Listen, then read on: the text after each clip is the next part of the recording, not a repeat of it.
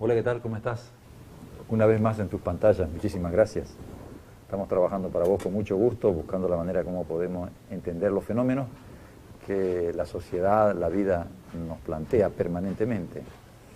Invitamos personas que vos ya conocés, sabés que están trabajando, tienen experiencias, conocimientos y obviamente las ganas de darte aquello que han acumulado durante años, te lo pueden dar de pronto en escasos 50 minutos, 40 minutos, una hora. Así que te pido que te quedes con nosotros. El tema de hoy tiene que ver con las declaraciones de José Mujica, el expresidente del Uruguay, que tuvo unas expresiones que de pronto en este problema de lo que ocurre con la problemática Bolivia-Chile y sus diferendos y la Corte Internacional, el problema de las elecciones también, podría haber pasado desapercibido, pero nosotros hemos puntualizado esto cuando hace una crítica bastante fuerte acerca de lo que es la corrupción en los países denominados socialistas.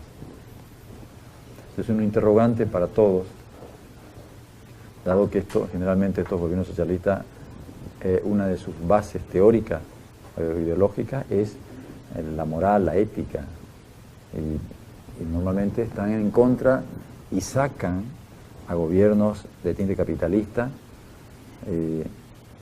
por corruptos, fundamentalmente por corruptos, por hacerse del poder y manejar la economía en su gusto. Entonces ellos dicen, este es un socialismo, cuyo sistema económico social tiene la base de la distribución de los medios de comunicación, de los medios de producción en manos de la colectividad, administrados por el pueblo. Entonces este pueblo es como la garantía de que no va a haber corrupción. Una corrupción no solamente económica, sino también política, de hacerse del poder y mantener el poder es también una corrupción. Entonces hemos empezado a pensar sobre esto y hemos invitado a Alfonso Román y a Jorge Márquez, que es politólogo. Alfonso Román, vos lo conocés, filósofo, politólogo permanente en los medios de comunicación, escritor también. Y Jorge Márquez, un joven politólogo que viene de La Paz y está haciendo sus armas aquí en Santa Cruz y al cual hemos invitado. Nos parece que tiene mucho conocimiento, así que te pido que te quedes con nosotros en un minutito más y ya vas a ver. Alfonso, gracias por estar acá, muy amable. Gracias, un honor. Gracias también, Jorge. Bueno, gracias, Oscar, y a desenvolvernos en el tema. A desenvolvernos en el tema, ¿no?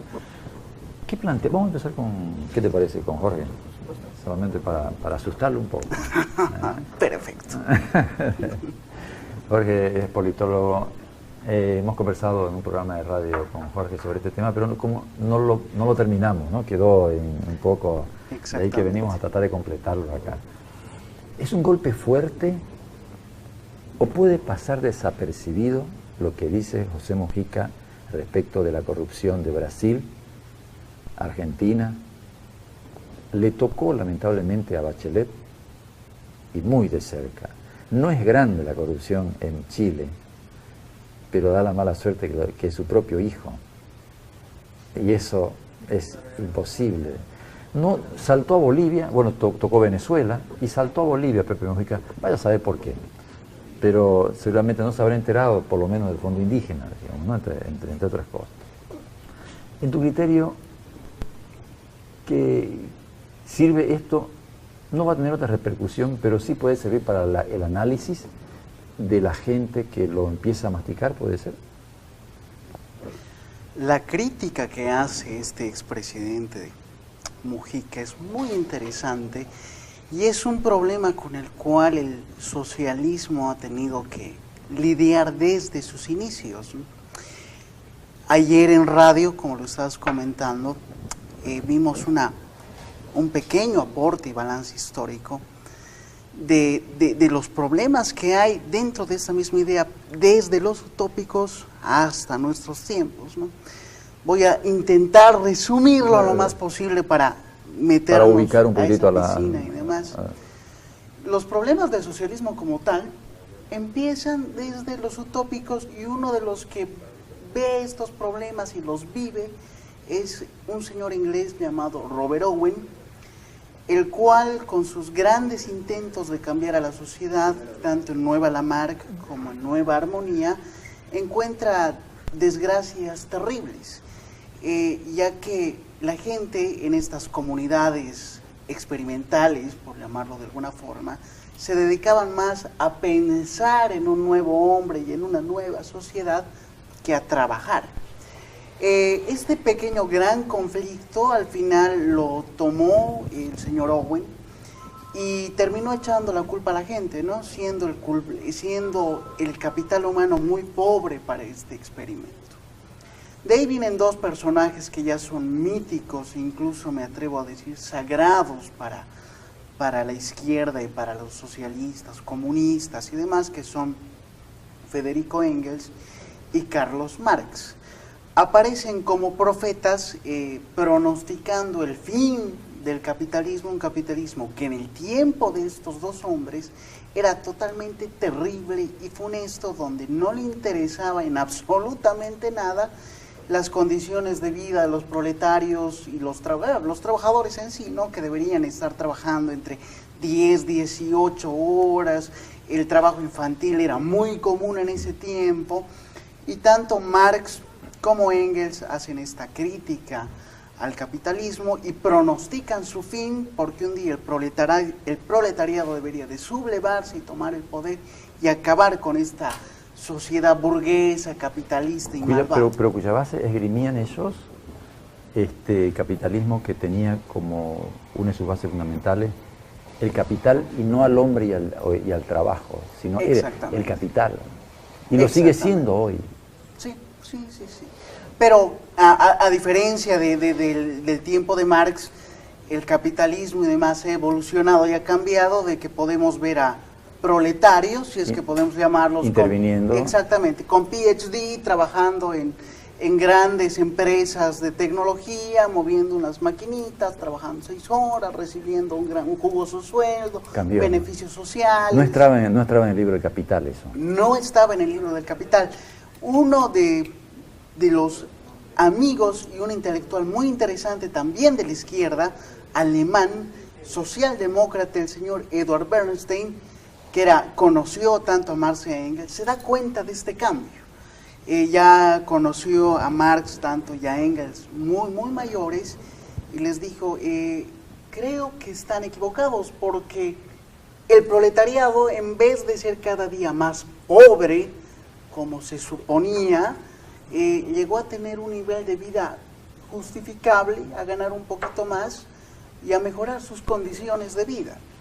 Entonces es este señor Bernstein uno de los primeros revisionistas del marxismo, y claro, este hombre empieza una pelea entre marxistas terrible en Europa, ya que algunos lo apuntaban con el dedo y le decían que ya había dejado su lucha para acabar contra el capitalismo. Es más, Eduard Bernstein tiene interesantes encontrones vía artículos de periódico con Lenin, porque según Lenin, Bernstein era un traidor a la causa del proletariado, ¿no? Quedaba la pelea entre ambos bastante fuerte en aquel tiempo. Exactamente. Junto con Bakunin después. Exactamente. No, aunque contemporáneo. Bakunin, un hombre... La pelea de Bakunin es más poco personal con Marx, ¿no? Al final Marx sale todo glorioso, pero y creo que no fue mucho del agrado de Marx. Isaías Berlin, que tiene una biografía muy interesante sobre el pensamiento de Marx, menciona ahí que cuando a Carlos Marx le dicen, ¿usted se considera marxista? Y Marx dice, no, yo no me considero absolutamente nada, ¿no? Hay que estar abiertos a la crítica. Exactamente. Alfonso, tu visión de Pepe Mujica. Bueno, Pepe Mujica es creo que el único guerrillero, un hombre de izquierda, un hombre que tiene en sus manos y en su espalda varios muertos, producto de su levantamiento subversivo en la década de los 60, 70, pero son de estos hombres que tienen la capacidad de dar un salto en la historia, de hacer un revisionismo de sí mismo, de su pensamiento, de su comportamiento, de su conducta, y asumen sus errores y sus equivocaciones y tratan de enmendarlas con una visión hacia el futuro. Posiblemente no muy larga, pero tienen la capacidad por lo menos de generar unas posiciones completamente diferentes y de acuerdo a la actualidad del contexto que están viviendo. Creo que es un gran crítico de proyectos políticos que ya cumplieron su tiempo. La izquierda latinoamericana es una especie de religión secular, donde la bandera de la pobreza es una industria que ha servido para una y para otra línea política con el fin de poder alcanzar el poder. Cuando llegan ahí, indudablemente, cometen las mismas equivocaciones, los mismos pecados, los mismos errores que tienen muchos hombres. Es decir, toman lo que no les corresponde ni lo que han trabajado. Entonces, la bandera de la moral, la bandera de ser inmaculado, sirve para acceder al poder y le ha servido a muchas corrientes políticas. El problema es que ahí hay seres humanos que vienen con sus necesidades, con sus problemas, con sus traumas. Y ahí que Mujica lanza esa definición de que la corrupción está mellando las teorías limpias del socialismo. Una cosa son las teorías, unas cosas son las declamaciones líricas, poéticas, casi inmaculadas, y otra cosa son los proyectos de poder. Y la pobreza ha servido para... ha hecho rico varios. Y a muchos, y además porque la pobreza es una bandera necesaria para poder acceder a los gobiernos, al poder. Entonces, ser socialista no significa que eres más honrado que los otros. Bueno, teóricamente se esperaba que así fuera. O sea, porque una de las banderas del socialismo era la ética. Si no, era antiético que uno tenga mucho y otros no tengan nada. La pobreza es una industria muy poderosa que genera millones de dólares y se la puede utilizar de distintas maneras. En el caso político, digamos, sirve para que una élite se enriquezca.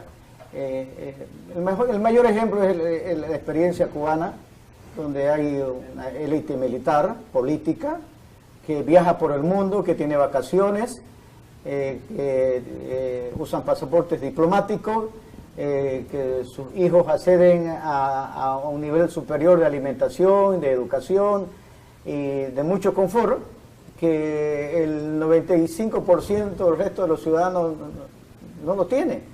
Y lo mismo sucede en Venezuela. Es el caso, digamos, más expresivo y más patético de los últimos tiempos, ¿entiendes? Donde una élite política se encumbra y utiliza y manipula al pueblo a través de campañas, de estrategias políticas muy eficaces, y hace que los ciudadanos vivan de ilusiones, de esperanza, de sueños, mientras que otros disfrutan del poder y la riqueza real.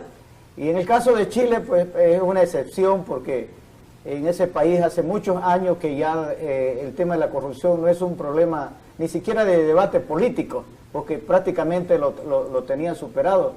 Pero lo que llama mucho la atención es lo que está sucediendo en Brasil, que prácticamente están dejando en bancarrota una de las empresas emblemas de América Latina, sino del mundo, como es Petrobras.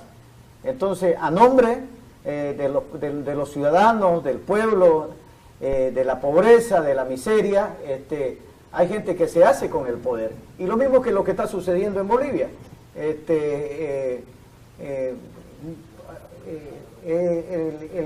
La campaña por el indígena solamente ha sido una máscara para cubrir otros intereses que no son precisamente resolverle sus problemas esenciales que tienen estos ciudadanos.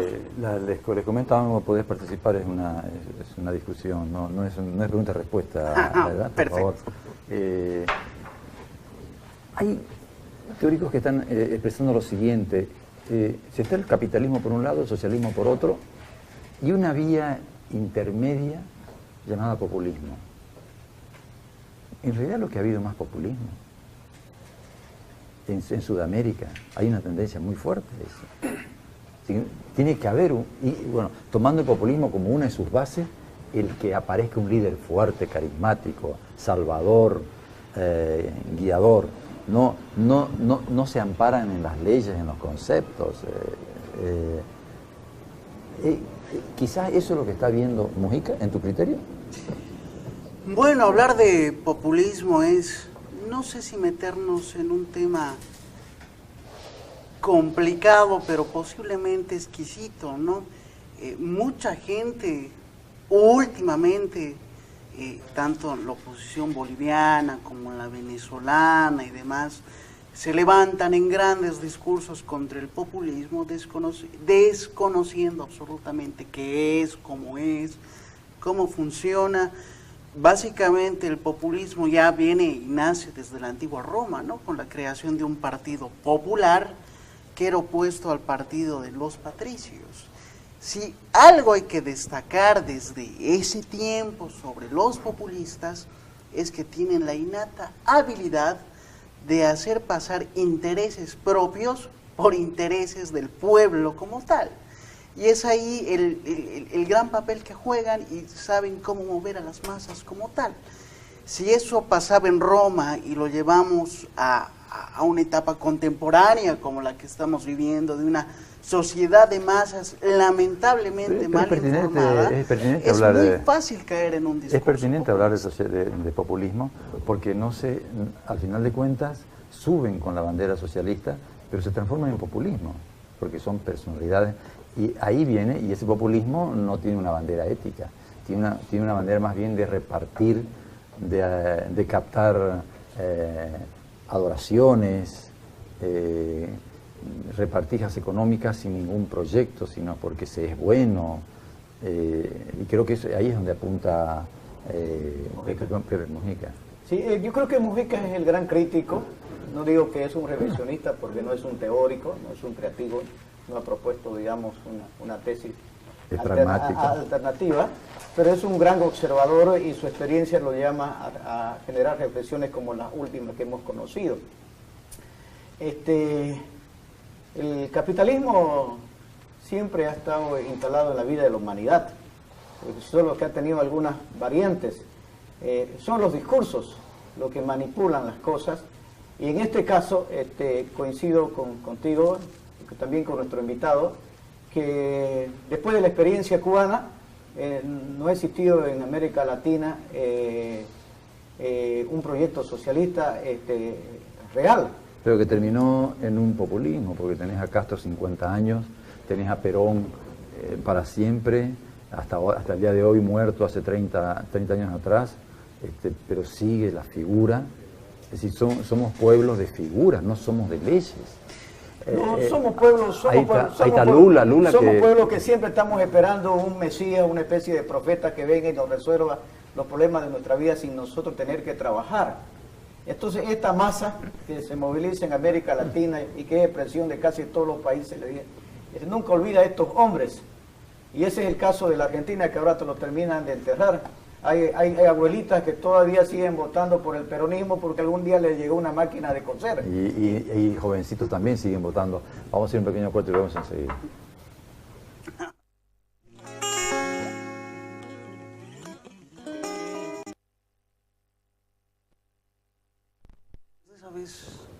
Hola, ¿qué tal? ¿Cómo estás? Estamos conversando con Jorge Márquez, politólogo, y Alfonso Román, filósofo y escritor también, así que ambos escriben. Vos tenés una columna, escribís acá, ¿no? ¿O estás escribiendo? Sí, de vez en cuando los señores de un periódico aquí en Santa Cruz sacan algunos artículos, artículos, okay. Y otras cosas como, webs en Chile u organizaciones que tienen la gentileza de publicar algunas cosas. Estamos tratando, a vos te lo digo, tratando de entender por qué el expresidente uruguayo José Mujica expresó eso respecto de lo que más puede dañar al socialismo en América Latina, que es la corrupción. Se sabe que la corrupción trae pobreza, es una cuestión muy antiética y antiestética también, pero vivimos sumergidos en eso. Es normal la corrupción. En algunos países realmente es raterío, en otros es de guantes blancos y en otros es desde el más bajo hasta más arriba. Y en algunos países ya no es el ciudadano que va y corrompe al funcionario, es el funcionario que viene y te extorsiona. Hay algunos países, no lo voy a nombrar, vos lo sabés, donde ya es del mismo gobierno donde se extorsiona. hay varios, no solamente hay uno. Y estamos tratando de sacar a estos dos caballeros lo que más podemos, y los veo un poco esquivos al tema. Me parece que no le estamos dando en el palo, o yo no sé preguntar también. Pero la culpa es de los tres. Yo les pregunto a ustedes, la teoría marxista tiene dos elementos muy fundamentales, tiene muchas cosas, pero algunos personajes que lo han estudiado dicen lo siguiente, que lo más fundamental para ellos, si se podría resumir la teoría marxista, es el concepto de la plusvalía, que es fundamental para ellos, y el otro es el concepto de ideología, no porque lo hayan descubierto, sino el cómo lo trabajaron. Esa potencia ideológica, y que era necesario que la trabajaran porque estaba el capitalismo con una ideología muy fuerte, y descubren esa ideología que va a atropellar. Vos decías que Mujica no es un hombre teórico, es un hombre más práctico, más pragmático. Y él lo dijo en algún momento. Dijo: yo al final entendí que lo que más beneficio puede hacer un gobernante es la capacidad de gestión, gestionar cosas para que se den, y no la teoría. Pero se lo ve que quiere intentar salvar este concepto de socialismo y habla de la corrupción y no habla de la plusvalía, ni tampoco hace referencia a aquel otro punto muy fundamental, lo que es el marxismo, que es la ideología. Ahí se los dejo. Bueno, si hablamos de plusvalía, también estamos obligados a hablar de esta otra idea de plusvalor, del costo de una cosa, de cuánto se adueña el dueño de los medios de en el producción. En el sentido estricto, para no perder tiempo, en el sentido estricto del concepto marxista de plusvalía, es decir, con lo que yo me quedo. Exactamente, que es con lo que yo me quedo. Bueno, se supone que el capitalista, dueño de una fábrica que es malvado, se queda casi con el valor total del valor de la cosa producida, ¿no? Y se le da solamente para que siga viviendo. Exactamente, en condiciones pésimas. Obviamente en el tiempo de Marx esto era muy común y muy normal. En el tiempo esto se ha ido modificando y ahora tenemos incluso sindicatos, las grandes uniones americanas de trabajadores. Es más, el concepto de sindicato que había en los 70 del siglo pasado se ha modificado. Muchos sindicatos en el mundo como tal incluso tienen cierta participación en la empresa, y lo que quieren y buscan es ganar un poquito más, haciendo que lo que producen y demás sea un poco mejor, más económico, dé más ventajas a la gente, más fácil, todo el mundo lo tenga. O sea, es remate un social radical. incómodo. Volvamos a Mujica. ¿Qué remate tiene esto que estás explicando en esto que se está no tomando en cuenta lo que es el socialismo como tal para él, puesto que él practicó algo muy fundamental, lo que es el socialismo, su ética? Mujica ha practicado aquello que es muy fundamental en el socialismo, la ética. Y él apunta, obviamente, que eso es lo que se está estropeando en estos momentos. La pregunta es, ¿qué va a pasar con la gente de acá para adelante? ¿Va a tener injerencia esto? ¿Va a modificar el pensamiento? ¿Va a retraer a condiciones más paupérrimas? Porque se estaría alienando, otro concepto marxista importantísimo, se estaría alienando con los populismos a las masas. No, yo creo que la izquierda latinoamericana está de partida, posiblemente en el mundo. Va a haber un proceso de repensamiento de otros postulados, de otras posiciones filosóficas, de otras visiones en relación a este mundo tan cambiante que estamos viviendo ahora. Creo que ya cumplió un ciclo, esto se agotó, y yo creo que el más consciente de eso ha sido el expresidente Mujica. No se puede hablar en plusvalía a esta altura del siglo XXI. ¿Ya no se puede hablar? Ya no se puede hablar porque el concepto del trabajo ha cambiado completamente. Hay diferentes formas de producir, de ganarse la vida, y entonces el mundo necesita gente que las empiece desde el punto de vista social, si se podemos llamar, y también desde el punto de vista económico. Creo que lo que más recato yo de Mujica precisamente es esa capacidad de poder ver y darse cuenta y asumir que esto se agotó. Y el problema de la corrupción no es un tema solamente de la izquierda latinoamericana, sino casi de todas las corrientes políticas que han gobernado esta parte del mundo, porque forma parte casi de una cultura del genoma humano. El problema es que no se ha trabajado en el ciudadano, en el ser humano. Los chilenos han tratado de hacerlo, han tratado de resolver estos problemas, pero igual les has aplicado recientemente un caso de corrupción muy fuerte, pero eso es la excepción, no es la regla. Y el gran problema de los poderes en América Latina es que quienes entran, indudablemente ven esto como una oportunidad de convertirse en hombres ricos. Y el mayor ejemplo es Lula, solamente para citarlo, con las empresas constructoras que Pero cuando ustedes dicen que ha cambiado el sindicalismo, como decía vos, el obrero ya no es aquel obrero de hace 2 siglos atrás, un siglo atrás, 50 años atrás, 30 años atrás ha cambiado. Es porque accede al conocimiento. Sí. El mundo va cambiando y el ser humano se ve obligado a aceptar y adoptarse esos cambios. Porque un obrero puede inventar algo y tiene la posibilidad de ser más patrón hoy que antes era imposible. Exactamente. Estos son los cambios que algunos, llamémosle socialistas furiosos, se atreven a decir que no existen y que estos sus pobres compañeros que han modificado su estilo de vida y que de repente pasaron de tener el corazón a la izquierda, pero la billetera a la derecha, como grandes traidores, ¿no? Pero es una tradición muy conocida en el mundo de la izquierda. Hay que acabar sí o sí con el capitalismo, porque el gran profeta Carlos Marx lo dijo y tenemos que cumplirlo. Y todo aquel que quiera refutar alguna idea es acusado de vil traidor.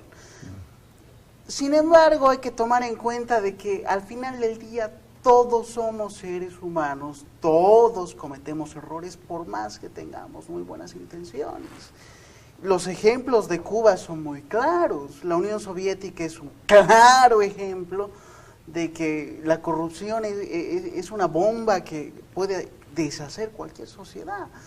Los soviéticos, a partir de Lenin y demás, crean una prestigiosa, complicada, alambicada idea de un grupo para manejar el Estado llamado la nomenclatura.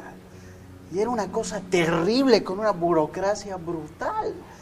Cuando llega Gorbachov para tratar de acabar con la burocracia, se da cuenta que el sistema existía literalmente en papeles. Y la gente conocía muy poco del dinamismo o de cómo se hacían las cosas, ¿no? Básicamente la cosa consistía en ideas, pero no había quien trabajaba. Y se termina cayendo el régimen que se supone iba a crear al nuevo hombre. Claro que sí, si los socialistas tienen una capacidad que es innata, es saber mandar su mensaje y su idea. Utilizan lugares comunes y muy básicos que los puede entender cualquiera.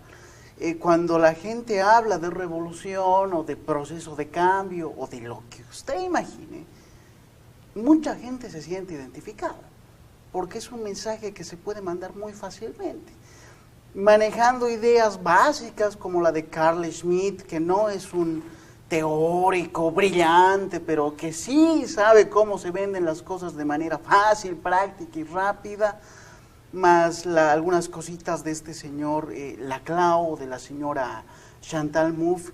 Obviamente, pues creas unos monstruos con dimensiones geniales que en teoría estás escuchando a determinados grupos de la sociedad llamados movimientos sociales y que van aplicando cositas interesantes suponiendo que estás haciendo un gran cambio dentro de una sociedad. Pero sin embargo todo está dentro del campo del mundo de las ideas. Ahora, yo no entiendo, cuesta un poquitito entender esto porque estamos discutiendo algo que se requiere mucha no sé, mucho afinamiento intelectual para poder entender esto. Se nos apaga un poco la luz, pero vamos a ver si viene. La pregunta sería, y trato de exprimirlo a ustedes en un concepto, ¿qué va a pasar de acá para adelante?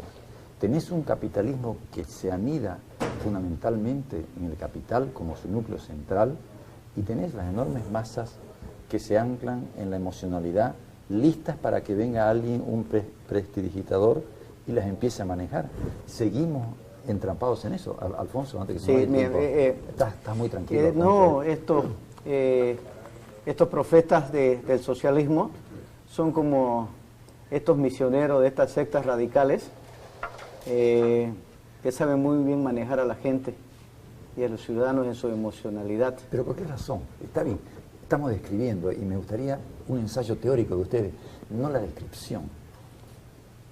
¿Qué va a pasar de acá para adelante? No va a pasar. Alguien que nos está viendo va a decir, está bien, así somos. ¿Hay forma de salir de ahí? Sí, sí, claro. Hay muchísimas formas. Una de ellas es asumir que la única manera de salir de la pobreza es con una educación de altísima calidad en relación al contexto y la realidad que se está viviendo en este momento en el mundo. La única manera de salir de la pobreza. Y el capitalismo cada vez se va a asentar más como modelo económico en la humanidad. El problema es que como va a haber hay un proceso de transformación y cambio en todas partes del mundo, va a ser mucho más difícil ya convencer al ciudadano de que a través de un proyecto llamado socialista se puede salir de la pobreza y se puede construir otro hombre. Las sociedades ya no creen en eso, lo ven como algo que ya está desfasado, sí, pero, que es muy anacrónico. Pero de tanto en tanto viene otro y enarbola y le pone cualquier nombre y otra vez. Pero me hace enseñar un pequeño corte, pero me lo volvemos enseguida.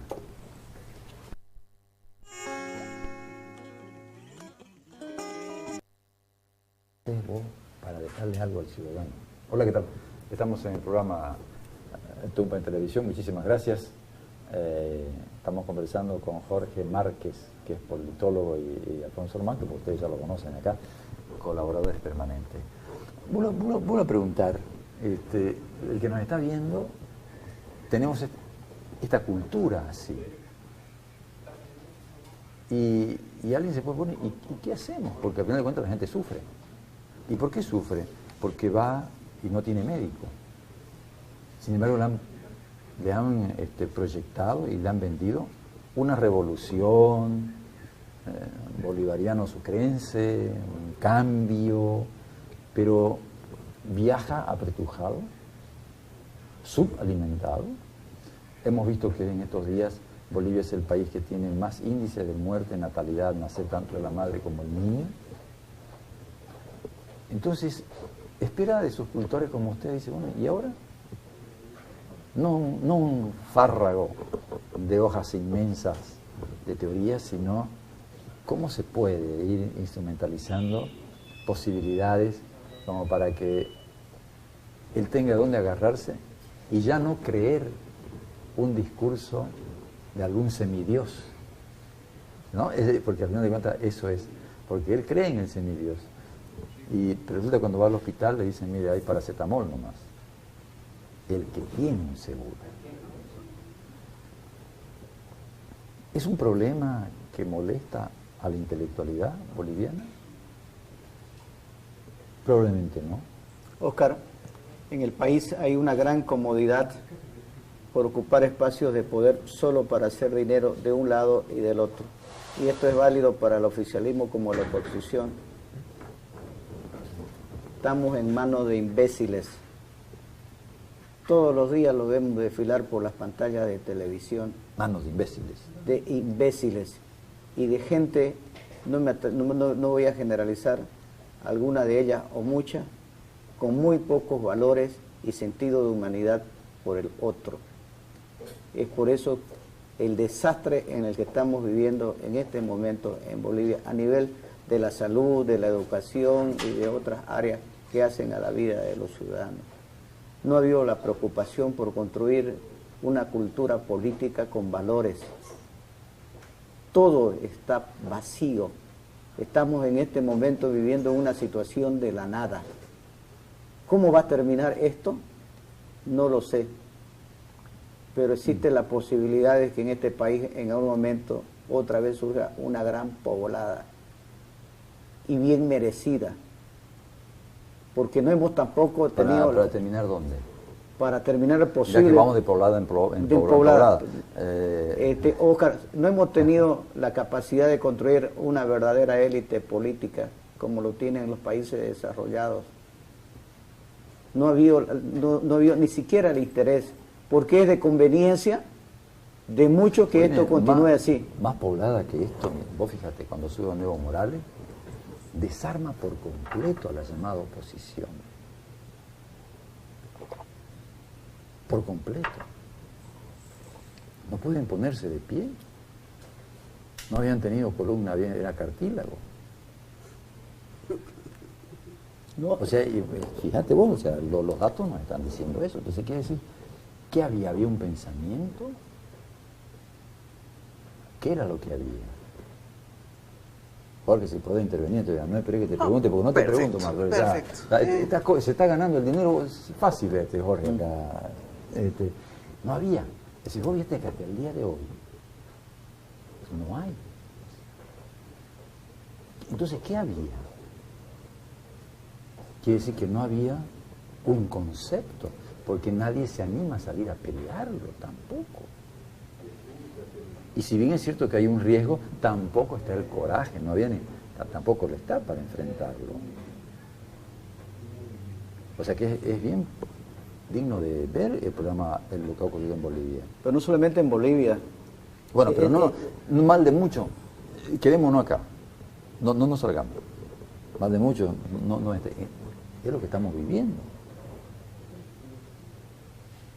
Se terminó, o sea, es como echarle agua al fuego.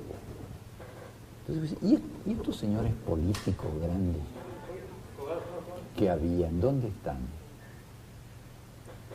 ¿Dónde están todos esos ministros, toda esa gente? Con carros, con policías, con protectores. ¿Dónde están? Sus teóricos también. O sea, es para... No estoy haciendo una crítica desgarradora, sino aquí estoy describiendo lo que ha pasado. Es un interrogante para los intelectuales como ustedes. Yo lo único que hago como preguntón de acá es preguntarle a ustedes, no sé, Jorge. Esa gente a la cual te refieres debe estar viviendo plácidamente, posiblemente en el país, posiblemente fuera del país, tranquilos, viendo las noticias, ocupándose a sus cosas. No creo que tenga ningún tipo de conflicto más allá, simplemente vivir de recuerdos que alguna vez en un país del tercer mundo, qué sé yo, tenían algún cargo y demás. Posiblemente se entristezcan por haberlo perdido, ya no tenerlo, añoran volver a tenerlo, pero de ahí que venga alguna creación intelectual realmente importante, bueno, no creo, es pedir mucho, ¿no? El señor Romana en su anterior intervención era lapidario por dónde vamos a ir y a dónde va a llegar la sociedad boliviana, a cometer un error más, una caída más, que es muy probable, sí es posible que una vez más como sociedad caigamos en un pozo y pensemos que habíamos tocado fondo como en el 2006, pero resulta que falta mucho para darnos el porrazo que necesitamos para levantarnos. Yo creo que los problemas de la sociedad boliviana y de América Latina son cómo están conformadas estas sociedades, ¿no? Y los problemas que hay en la actualidad son de muy larga data.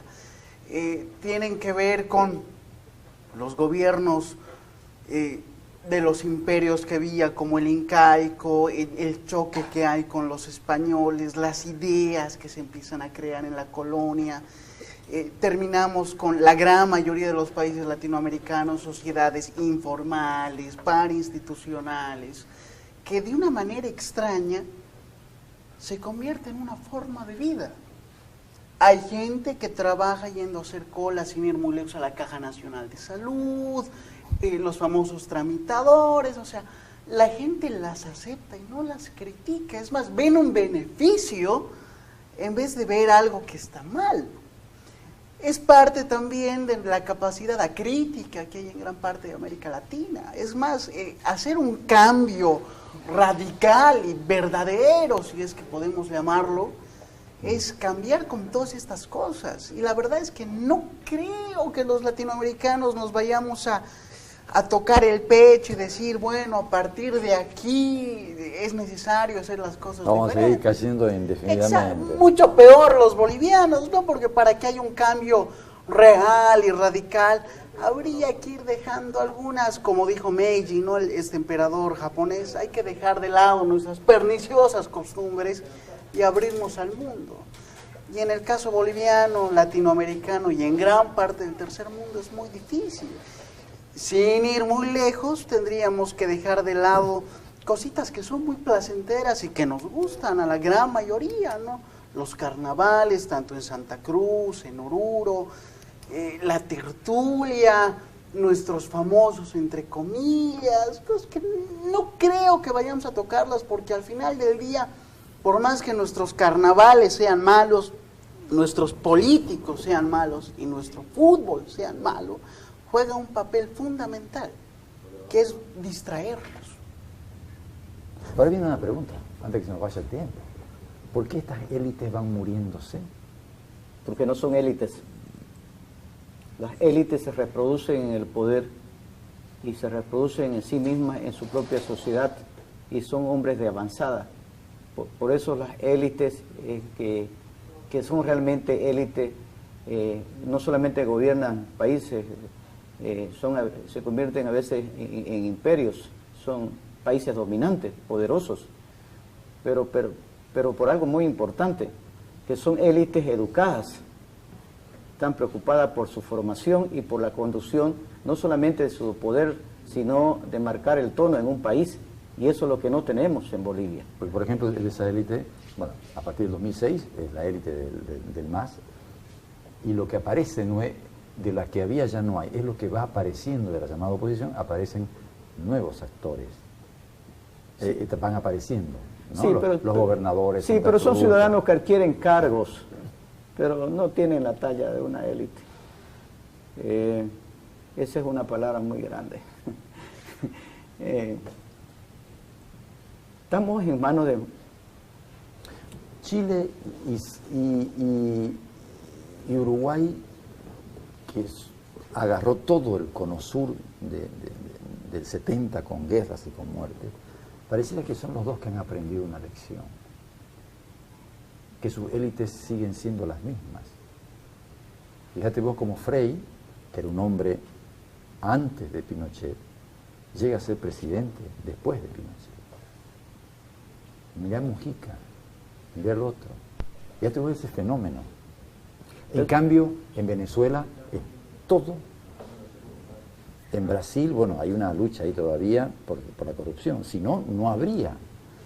Es que Uruguay y son los que tienen mayor estabilidad política. Oscar, la inteligencia en este país es muy combativa, muy combatida. Es casi una herejía. Asusta. Es mejor ser un buen cuentachiste, una especie de bufón, un fanfarrón agradable, simpático. Hasta te pueden condecorar y regalarte la posibilidad incluso de ir a un tribunal internacional de La Haya a plantear un tema como el marítimo.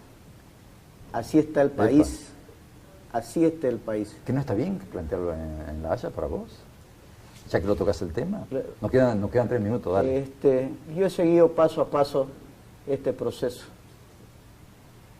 Y tengo la impresión de que el fallo que se va a producir dentro de 2 o 6 meses sobre la competencia o incompetencia del Tribunal Internacional de La Haya empieza a marcar el reloj del fin de un proyecto político y de una generación política y de una generación intelectual que se ha colgado el tema marítimo para poder sobrevivir, porque es un buen negocio desde el punto de vista de la presencia pública en los distintos poderes. Así como el marxismo es recurrente para convertirse en rico a nombre de los pobres, igual el tema marítimo le ha servido a muchos. Entonces, cuando uno va a un tribunal como ese, que es una ventana, y lo están transmitiendo al mundo, se da cuenta que las diferencias son muy enormes entre nuestro país y otros. Entonces, eso hace la diferencia entre una élite y la que no es una élite. Tú hiciste referencia a Chile. Chile pasó por una guerra civil muy fuerte durante el periodo de Pinochet interna. Fue una guerra interna entre dos posiciones ideológicas, pero con una élite inteligente que ha sabido repensar y adaptarse y darse cuenta que hay cambios extraordinarios en la humanidad y que no podés seguir con el mismo libreto. El problema de Bolivia es que seguimos anclados en el pasado. Nadie se ha atrevido a dar un salto hacia el futuro, y quien lo hace es combatido. Este salto lo universaliza el problema, lo lleva a la parte jurídica, por lo menos se lo está viendo así, como algo interesante. Sí. En vez de estar escuchándolos a los chilenos si querían atendernos o no, resulta que acá, bueno, algo se va a sacar, o sí o no. Digamos, nuestra psicología se alimenta de simbolismo, estamos buscando eso. Eso es mucho más que suficiente para nosotros. Nos encantan los desfiles, los himnos, los cantos, los días feriados. Nos gusta llegar cuarto, y eso es más que suficiente para nosotros en todo. Nunca nos gusta ser primero. Le tenemos miedo al éxito. Entonces no queremos resultados concretos. Queremos iconografía, simbología, para seguir alimentando la psicología emocional de nosotros. Esto de la Haya no es una búsqueda de algo general, grande. El Tribunal Internacional de la Haya atiende asuntos que están enmarcados en documentos oficiales de estados. ¿Bolivia no tiene? Donde los representantes y los responsables han puesto sus rúbricas sobre la base de una intención a resolver. Eso no existe. No, es solamente charlas. Son buenas intenciones, notas reversales de cortesía y de protocolo. Son predisposiciones, buenas voluntades. Y con esos tipo de documentos no se puede ir a un tribunal internacional tan serio como es. Chao, jóvenes. Gracias. A vos te mando un beso enorme. Espero haberte servido de algo. Chao, chao. Hasta la semana que viene.